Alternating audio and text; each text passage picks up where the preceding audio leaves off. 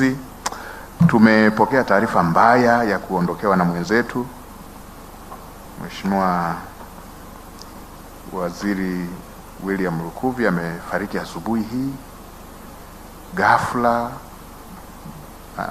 Jana nimeongea naye tukiwa tunapanga mkutano wa wakuu wa mikoa leo. Tukapanga nitamaliza tukio la leo hapa niende kuongea na wakuu wa mikoa, na yeye ndo waziri anayesimamia uratibu. Asubuhi sana nikaambiwa Mheshimiwa Lukuvi amejisikia vibaya, lakini tumempeleka hospitali. Ni light touch. Nafika hapa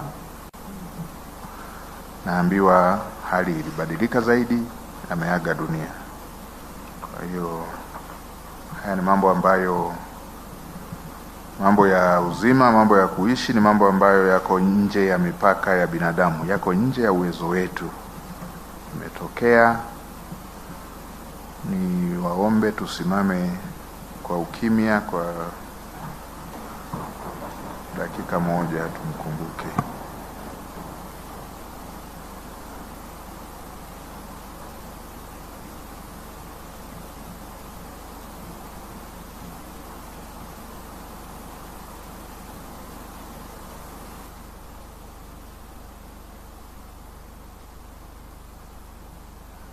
Mungu ailaze roho yake mahali pema. Tukae.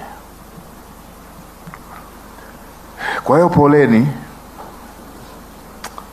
na tungetamani tuwe nanyi kwenye ratiba hapa kama ambavyo utaratibu huwa zinakuwa. Tunatamani kusikia mada moja wapo ama summary ya mada moja wapo, lakini tutaomba mridhie tusifanye hiyo, mturuhusu tutoke ili tuende kushughulikia jambo la mwenzetu. Imekuwa ya kushtukiza na mimi binafsi na niumiza sana, kwa sababu amekuwa waziri ndani ya ofisi ya waziri mkuu, na kama ninavyowaambia tulikuwa tunaratibu naye kikao cha leo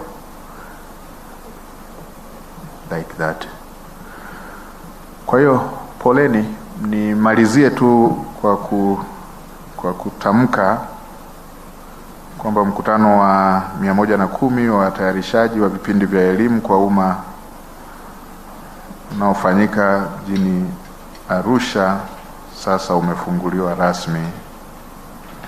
Asanteni kwa kunisikiliza.